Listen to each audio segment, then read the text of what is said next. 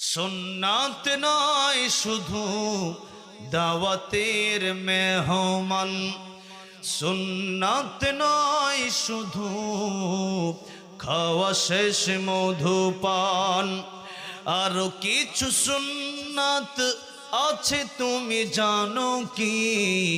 জানলেও জীবনে কখনো তমানো কি?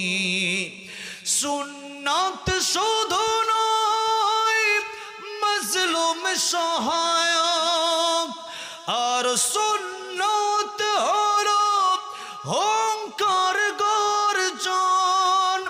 সুন্নাত শুধু নয় মেষ চড়াতে যাওয়া, আর সুন্নাত হলো পাথরের আঘাত খাওয়া।